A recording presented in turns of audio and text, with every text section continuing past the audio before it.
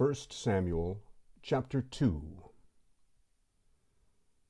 Hannah prayed and said, "My heart exults in the Lord. My horn is exalted in the Lord.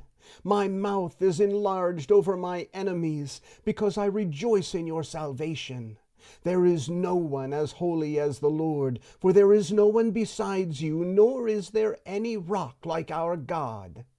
Don't keep talking so exceedingly proudly. Don't let arrogance come out of your mouth, for the Lord is a God of knowledge.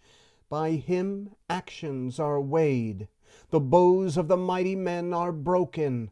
Those who stumbled are armed with strength. Those who were full have hired themselves out for bread. Those who were hungry are satisfied. Yes, the barren has borne 7. She who has many children languishes. The Lord kills and makes alive. He brings down to Sheol and brings up. The Lord makes poor and makes rich. He brings low, he also lifts up. He raises up the poor out of the dust. He lifts up the needy from the dunghill to make them sit with princes and inherit the throne of glory. For the pillar of the earth are the Lord's. He has set the world on them. He will keep the feet of his holy ones, but the wicked will be put to silence in darkness. For no man will prevail by strength. Those who strive with the Lord shall be broken to pieces. He will thunder against them in the sky. The Lord will judge the ends of the earth. He will give strength to his king and exalt the horn of his anointed. Elkanah went to Ramah to his house. The child served the Lord before Eli the priest. Now the sons of Eli were wicked men. They didn't know the Lord. The custom of the priests with the people was that when anyone offered a sacrifice, the priest's servant came while the meat was boiling, with a fork of 3 teeth in his hand, and he stabbed it into the pan or kettle or cauldron or pot. The priest took all that the fork brought up for himself. They did this to all the Israelites who came there to Shiloh. Yes, before they burned the fat, the priest's servant came and said to the man who sacrificed, "Give meat to roast for the priest, for he will not accept boiled meat from you, but raw." If the man said to him, "Let the fat be burnt first, and then take as much as your soul desires," then he would say, "No, but you shall give it to me now, and if not, I will take it by force." The sin of the young men was very great before the Lord, for the men despised the Lord's offering.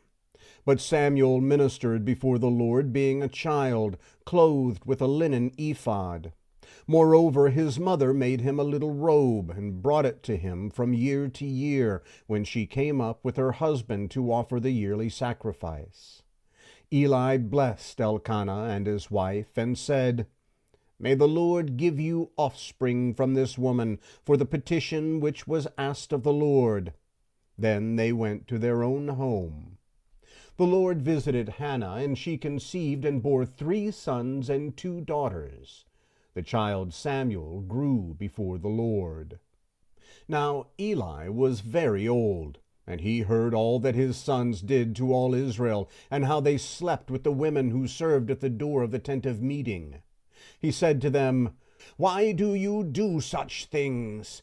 For I hear of your evil dealings from all of these people.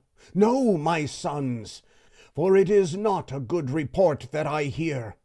You make the Lord's people disobey. If one man sins against another, God will judge him. But if a man sins against the Lord, who will intercede for him?" Notwithstanding, they didn't listen to the voice of their father, because the Lord intended to kill them. The child Samuel grew on and increased in favor both with the Lord and also with men. A man of God came to Eli and said to him, "The Lord says, did I reveal myself to the house of your father when they were in Egypt in bondage to Pharaoh's house? Didn't I choose him out of all the tribes of Israel to be my priest, to go up to my altar, to burn incense, to wear an ephod before me? Didn't I give to the house of your father all the offerings of the children of Israel made by fire? Why do you kick at my sacrifice and at my offering, which I have commanded in my habitation, and honor your sons above me, to make yourselves fat with the best of all the offerings of Israel my people? Therefore the Lord, the God of Israel, says, I said indeed that your house and the house of your father should walk before me forever. But now the Lord says, far be it from me. For those who honor me I will honor, and those who despise me will be cursed. Behold, the days come that I will cut off your arm and the arm of your father's house, that there will not be an old man in your house. You will see the affliction of my habitation, and all the wealth which I will give Israel. There shall not be an old man in your house forever. The man of yours whom I don't cut off from my altar will consume your eyes and grieve your heart. All the increase of your house will die in the flower of their age. This will be the sign to you that will come on your two sons, on Hophni and Phinehas. In one day they will both die. I will raise up a faithful priest for myself, who will do according to that which is in my heart and in my mind.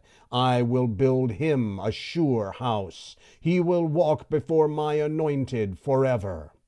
It will happen that everyone who is left in your house will come and bow down to him for a piece of silver and a loaf of bread, and will say, Please put me into one of the priest's offices, that I may eat a morsel of bread.